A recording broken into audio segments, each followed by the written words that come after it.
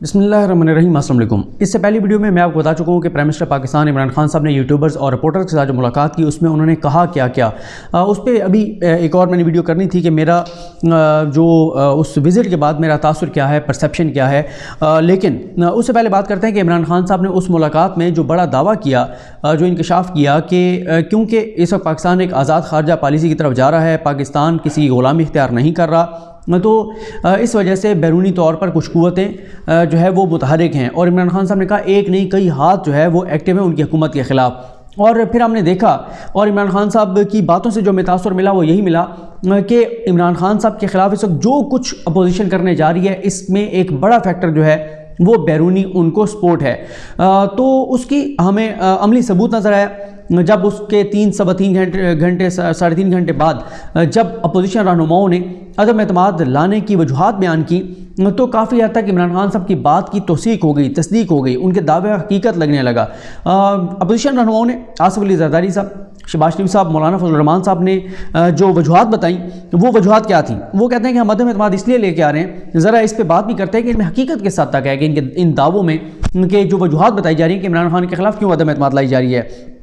वो कहते हैं जो शहबाज शरीफ साहब के वज़ीर-ए-आज़म इमरान खान ने पाकिस्तान को मुआशी, समाजी और माशरती हवाले से जिस हद तक ले आए हैं और जो उन्होंने किया है उसकी पाकिस्तान की तारीख़ में मिसाल नहीं मिलती। उन्होंने महंगाई की बात की, उन्होंने बेरोज़गारी की बात की और उन्होंने कहा कि अवाम को कर्ज़ों के हवाले से जो है वो गिरवी रख दिया गया है, खारजा महाज पर नाकाम हो चुके हैं, CPEC सुसरवी का शिकार है, यूरोपीय यूनियन को नाराज़ कर दिया है और चाकू चला दिए हैं मेल्सी के खिताब में। ये बहुत इंपॉर्टेंट है कि यानी वही कि यूरोपीय यूनियन को नाराज़ कर दिया। आगे मौलाना साहब कहते हैं अमेरिका के हम भी खिलाफ बात करते थे लेकिन किसी तरीके से बात करते थे, इमरान खान तो सीधे ही हो गया अमेरिका के साथ। तो ये एक बड़ा मरोड़ है, ये एक बड़ा दर्द है कि यूरोपीय यूनियन को नाराज़ कर दिया है। और हालांकि यूरोपीय यूनियन वाले तो इमरान खान साहब से रब्ता कर रहे हैं और इमरान खान साहब ने दुरुस्त कहा अपने हमारे साथ जो मुलाकात थी उसमें। इमरान खान साहब कहते हैं कि जो गरीब से गरीब बंदा भी होता है अगर वो गैरतमंद होता है तो लोग उसकी इज़्ज़त करते हैं, और बड़े पैसे वाला भी हो और वो झुकने वाला हो लोगों के सामने तो उसकी कोई इज़्ज़त नहीं करता। इमरान खान साहब ने कहा कि अगर ग़ुलामी इख्तियार करने से कुछ मिलता होता तो पाकिस्तान तो 74 साल में सुपर पावर बन गया होता जितनी हमने ग़ुलामी की मगरिब की। फिर उसके बाद कहते हैं कि हमने ये जो अदम एतमाद लाने का फ़ैसला किया ये 22 करोड़ आवाम के लिए किया, अपनी ज़ात के लिए नहीं किया। इनके हामियों को भी पता है कि अवाम का कोई दुख दर्द नहीं है। मुझे समझ नहीं आती कि ये जो कह रहे हैं कि ये कर दिया, ये कर दिया, ये कर दिया, खारजा महाज की वो बात कर रहे हैं जिनका वज़ीर खारजा नहीं था, वो बात कर रहे हैं कि पाकिस्तान इनको कर्ज़ों के गिरवी रखवा दिया जिनके दोनों के अदवार में 4 गुना पाकिस्तान के ऊपर कर्जा बढ़ गया। फिर उसके बाद जनाब ये कहते हैं कि अवाम के लिए जब FATF के ऊपर कानून साजी थी तो हुकूमत ने कहा कि आएँ FATF के ऊपर कानून साजी करनी है वरना खुदा न खासा पाकिस्तान ब्लैक लिस्ट हो जाएगा।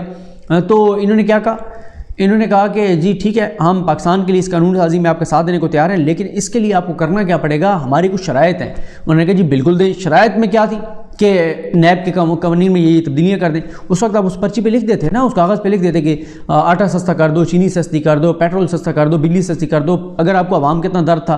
फिर उसके बाद इनकी तो हालत यह है कि अभी इमरान खान साहब ने पेट्रोल सस्ता किया तो उन्होंने मजम्मतें की। इन्होंने कहा पाकिस्तानी मुशीद की कमर टूट जाएगी ये जो इसने पेट्रोल सस्ता किया है। और सबसे हैरानकुन तौर पर ये नहीं बता रहे कि पिछले ये 3 जो बारी इन्होंने ली हैं वो कौन सा ऐसा काम है जो पिछली 3 बारियों में ये नहीं कर सके जो अब ये करेंगे। कोई एजेंडा नहीं है, कोई पॉलिसी नहीं है, कोई हाल नहीं है, कुछ भी नहीं है। बस जी इमरान खान साहब को हटाएं, बाद में देखी जाएगी क्या करना है क्या नहीं करना, ये सारे मामलात हैं। फिर वो कहते हैं कि ये जो बैरूनी साजिश वाले इल्ज़ाम है ये बड़ा एक मज़े का खेज़ है और अपोजिशन को इन्होंने दीवार में चुन दिया, अपने स्कैंडल्स पर कुछ नहीं होने दिया। और हम कौमी मफाद के लिए इकट्ठे हुए, ज़ाती मफाद के लिए नहीं। अवाम अगर हम अब भी ना आते इमरान खान के ख़िलाफ़ तो हमें खुदा और अवाम दोनों माफ़ ना करते।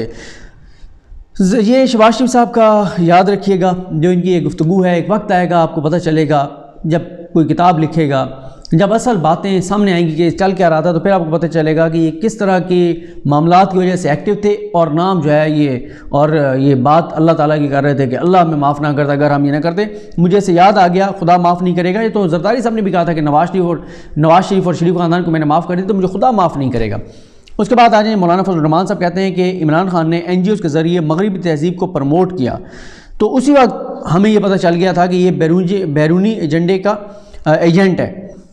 اب کیا کہہ رہے ہیں، وہ کسی نے ٹویٹ بھی کیا ہوا تھا کہ بلکہ ہمارے دوست ہیں منظور بھائی، تو انہوں نے کل میری رات ان سے ملاقات ہوئی تو انہوں نے یہ بات کہی کہ مولانا فضل الرحمان ایک طرف کہہ رہے ہیں کہ عمران خان مغربی ایجنٹ ہے، مغرب کا ایجنٹ ہے، مغربی ایجنڈے کو پروموٹ کرنا چاہتا ہے، دوسری طرف اگلے لمحے کہتے ہیں اس نے بڑی زیادتی کر دی ہے مغرب کے ساتھ، جو مغرب کو للکار رہا ہے۔ تو ایک بات پہ تو آپ قائم رہیں، آپ کسی اپنی ایک بات پہ تو اپنے پاؤں پر کھڑے رہیں، ایک لمحے میں کچھ کہتے ہیں، اگلے لمحے میں کچھ کہتے ہیں۔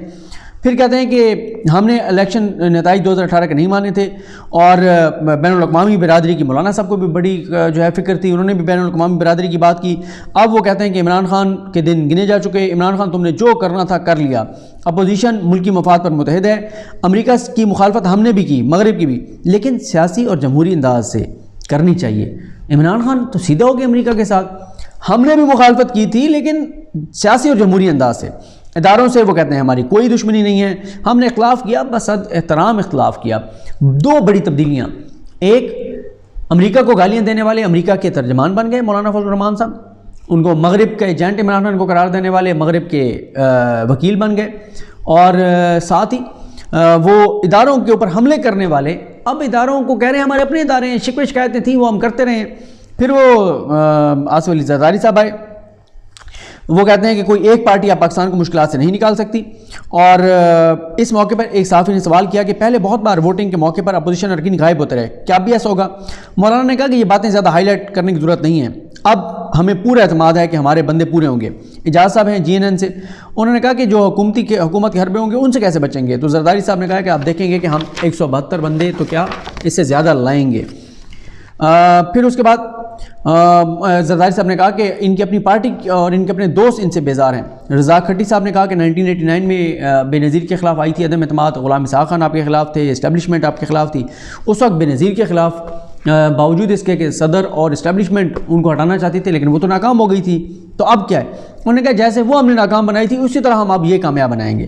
آصف بشیر چودھری صاحب نے سوال کیا، انہوں نے کہا کہ تبدیلی والا جو تجربہ ہے، یعنی عمران خان کو لانے والا جو تجربہ ہے جس کی سزا پوری قوم نے بھگتی، یہ کسی فرد واحد کا مائنڈ سیٹ نہیں تھا، یہ اچھا ایک وہ کہتے ہیں قوم پہچان چکی ہے کہ یہ کس کا جو ہے یہ سارا پلان تھا۔ ایک فرد یعنی عمران خان پر ڈال کر آپ اس مائنڈ سیٹ کو کیا NRO دینے جا رہے ہیں؟ کیا ان سے آپ نے انشورنس لی ہے کہ دوبارہ ایسا تجربہ نہیں کیا جائے گا؟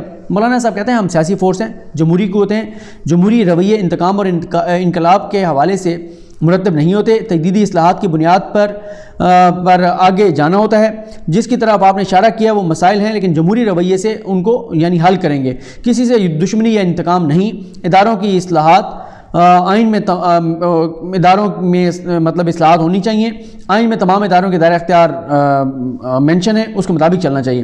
یعنی مولانا صاحب نے یہاں پر بھی اسٹیبلشمنٹ فوج کے خلاف کوئی بات کرنے سے گریز کیا، اچھے بچے بن کر فوج کے بالکل جس طرح عمران خان صاحب نے کہا کہ آج کل یہ بوٹ چاٹ رہے ہیں شریف خاندان بھی، اور نہ صرف بوٹ چاٹ رہے ہیں بلکہ تسمے انہوں نے منہ میں لیے ہوئے ہیں۔ اس کے بعد شہباز شریف صاحب سے پوچھا گیا بلوچستان عوامی پارٹی کے حوالے سے اور PTI کے لوگوں سے رابطے کے حوالے سے، اس کے اوپر انہوں نے جواب دیا۔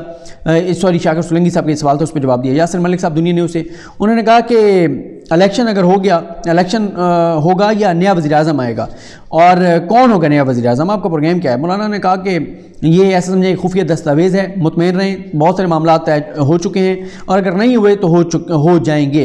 اعزاز سعید صاحب نے سوال کیا کہ کیا یہ طے ہو گیا تھا کہ اسی دن عدم اعتماد جمع کرائی جائے گی جس دن بلاول اسلام آباد پہنچیں گے، اور کیا آپ جو ہے وہ انہوں نے شہباز شریف کو کہا کہ جب سے آپ ایکٹیو ہوئے ہیں تب سے اپوزیشن متحد ہو گئی ہے، اور عدم اعتماد کے بعد پرائم منسٹر کس کا ہوگا؟ اور پھر اس کے بعد انہوں نے یہ بھی پوچھا کہ کیا جو ہے وہ لانگ مارچ آپ کا اب کینسل ہی سمجھیں؟ تو اس پر زرداری صاحب نے کہا کہ یہ تو قدرت کا کمال ہے کہ جس دن بلاول یہاں پہنچے اس دن عدم اعتماد پیش ہو گئی ہے، اور باقی کوئی سوالوں کے خاص انہوں نے جواب نہیں دیے۔